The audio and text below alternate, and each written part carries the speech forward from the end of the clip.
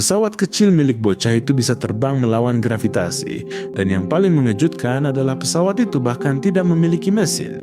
Suatu hari dia membawa pesawat itu ke sekolah, tetapi teman-temannya mulai mengejeknya. Pesawat yang sangat menjijikan, kata mereka, putih dan jelek. Mereka bahkan merampas pesawat itu dari tangannya. Namun tidak ada yang bisa meramalkan apa yang akan terjadi setelahnya. Pesawat itu mulai bergerak sendiri dan meluncur tepat ke arah bocah itu. Pesawat itu menjadi semakin gila. Seolah-olah seluruh bagian pesawat memahami apa yang dikatakan bocah itu. Dia memberinya sedikit dorongan dan boom! Pesawat itu melesat menuju sebuah ember. Bocah itu benar-benar melayang di awan. Ngasuh lengah, dia menyeret tangga, naik pesawat, memanjat atap. Ia nekat pesawat membawanya ke langit mencari ayahnya. Saat itu ibunya pulang kerja, jadi gila, lari ke atap, memeluknya erat. Sementara itu, pesawat itu jatuh tepat dari atap. Ibunya yang marah membalas bahwa itu sangat berbahaya, tetapi Charlie tetap pada pendiriannya, bersumpah bahwa pesawatnya bisa terbang sungguhan. Khawatir hingga ke tulang sumsum, Catherine mengambil pesawat itu dan menyimpannya di ruang penyimpanan. Charlie mulai menangis dan berteriak, dan karena itulah mereka bertengkar hebat. Tiba-tiba sesuatu yang sangat berbahaya terjadi. Pesawat itu menantang gravitasi, memecahkan kaca, dan melesat masuk ke dalam ruangan berputar seolah-olah kerasukan. Catherine mencoba memukulnya dengan pel, tetapi itu hanya membuatnya semakin marah. Pesawat itu menyala dengan warna merah hantu seolah-olah hendak menyerang. Catherine berteriak ketakutan dan Charlie berlari untuk melindunginya. Dalam sekejap, cahaya merah itu menghilang dan pesawat itu meluncur ke kaki Charlie, bertingkah seperti anak anjing yang bersalah. Catherine terdiam, dia hanya bisa melihat putranya mengambil pesawat itu dan kembali ke kamarnya. Dia segera menelpon temannya, Pierre, orang yang membuat pesawat itu. Saat Pierre tiba, dia menceritakan semua yang terjadi.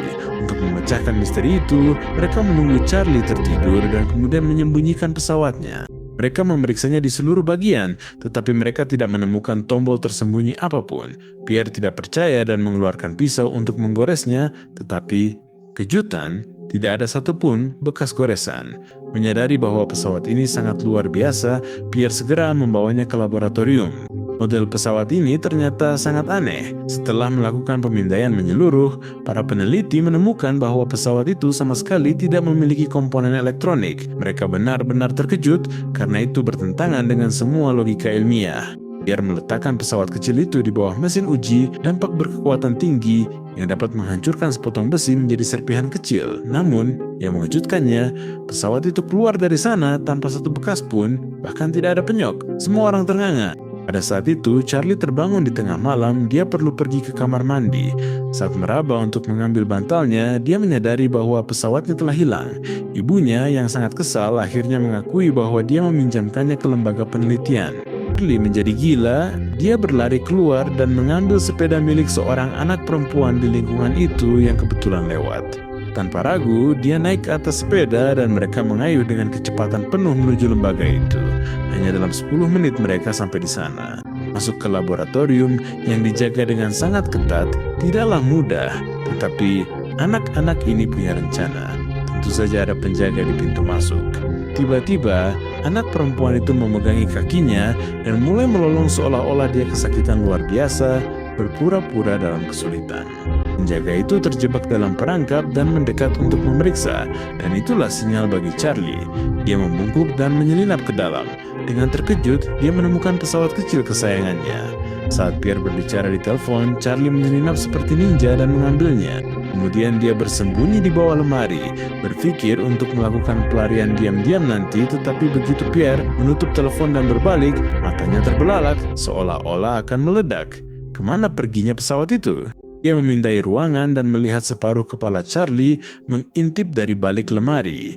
Pierre mendekat perlahan, tetapi tepat di sana, tiba-tiba lemari itu mulai berguncang hebat, seolah-olah kerasukan. Tiba-tiba lemari itu roboh menimpa Pierre, dan ternyata pesawat kecil itu berada di punggung Charlie. Tanpa membuang waktu, Charlie berlari seolah-olah hidupnya bergantung pada hal itu. Alarm laboratorium mulai berbunyi dengan nyaring dan dalam hitungan detik kekacauan keamanan terjadi.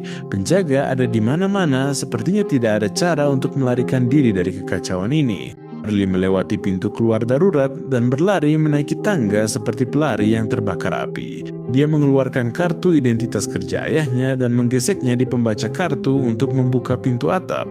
Tepat saat para penjaga sudah sangat dekat, Charlie mengamankan pesawat itu ke tubuhnya, memanjat tangga dinding, dan mencapai puncak atap. Di sana dia meremas pesawat kecil itu dengan erat, sama seperti yang biasa dia lakukan di atap rumahnya. Dia memohon tolong, bawa aku terbang. Dan yang mengejutkannya, pesawat kecil itu benar-benar membawanya ke langit. Pierre berdiri di sana, tertegun dengan mulut terbuka, tidak bisa mempercayainya. Pesawat itu meluncur melewati gunung dan terbang di atas kota.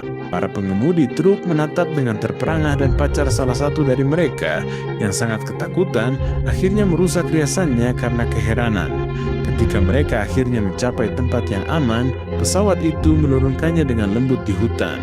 Bocah itu yang kelelahan berjalan tertati-tati sepanjang malam setengah tertidur. Pada tengah hari berikutnya dia berhasil mencapai dasar menara sinyal, membuka pintu besi dan memanjat dengan susah payah, berencana untuk menyembunyikan pesawat di sana. Namun saat mencapai puncak, kakinya lemas dan dia jatuh seperti karung kentang, kelelahan setelah berjalan sepanjang malam melalui jalan-jalan pegunungan itu. Dia bahkan tidak memiliki kekuatan untuk sekadar berdiri. Sementara itu, anak perempuan dari lingkungan itu berlari kembali dan memberitahu Catherine bahwa putranya melesat ke langit. Tepat saat dia hendak pergi mencarinya, boom! Pesawat kecil itu kembali sendirian, terbang dengan sendirinya. Catherine dan anak perempuan itu meringkuk di dalam rumah, tetapi pesawat itu tetap melayang di tengah udara.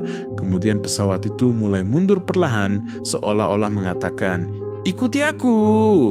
Jantung Catherine berdegup kencang, dan tanpa ragu dia menyuruh anak perempuan itu pulang dan berlari mengejar pesawat itu dengan mobilnya. Dan benar saja dia menemukannya di kaki menara sinyal dengan Charlie yang tidak sadarkan diri.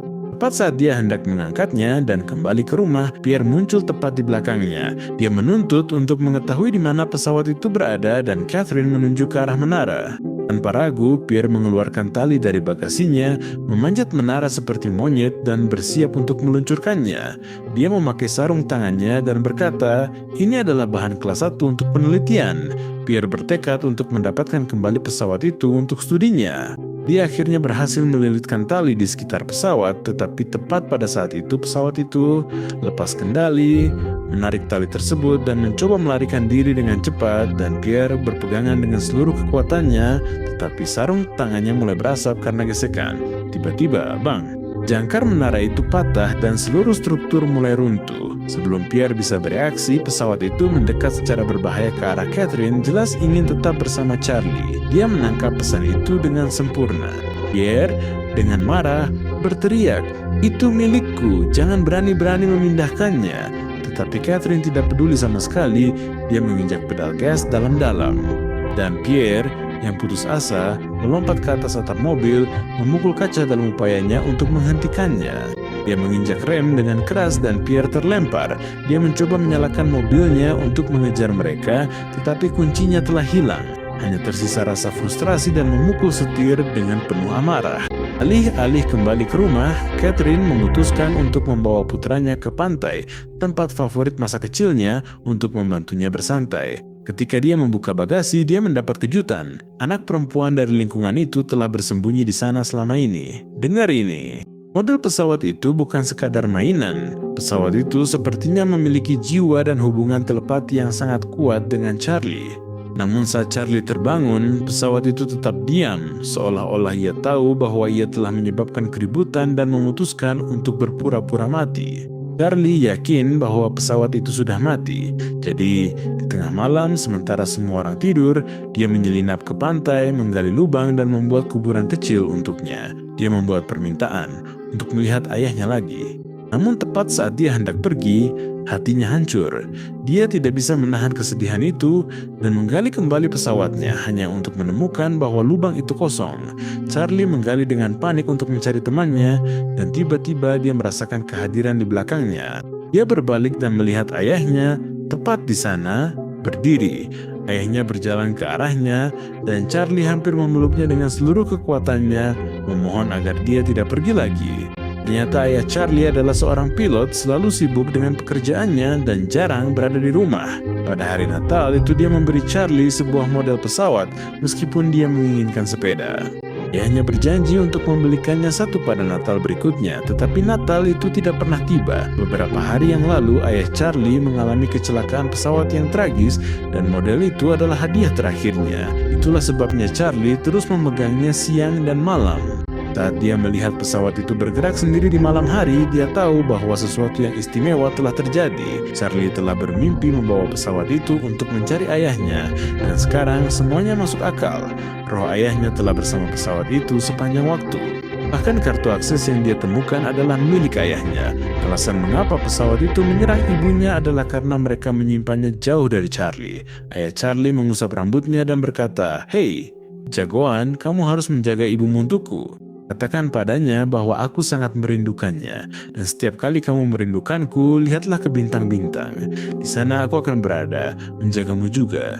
Sebelum pergi, ayahnya berkata, "Ayo, tunjukkan senyum yang sangat aku cintai itu." Charlie memberikan senyuman paling lebar dan paling cerah yang dia bisa. Kemudian, ayahnya mendorong perahu kecil ke laut, naik ke atasnya, dan perlahan menghilang ke dalam kabut. Dalam sekejap dia berubah menjadi bintang jatuh, melintasi langit dan menjadi bintang paling terang dari semuanya. Keesokan harinya, Charlie menarik tirai dan membangunkan ibunya. Dia siap untuk kembali ke rumah bersamanya. Dia menceritakan semua yang terjadi, bagaimana ayahnya sekarang menjadi bintang paling bercahaya di langit, dan bahwa dia akan melanjutkan misi ayahnya. Dia bertekad untuk berada di sana demi ibunya, apapun yang terjadi. Terkadang, logika tidak cukup untuk menjelaskan keajaiban yang bisa diciptakan oleh cinta.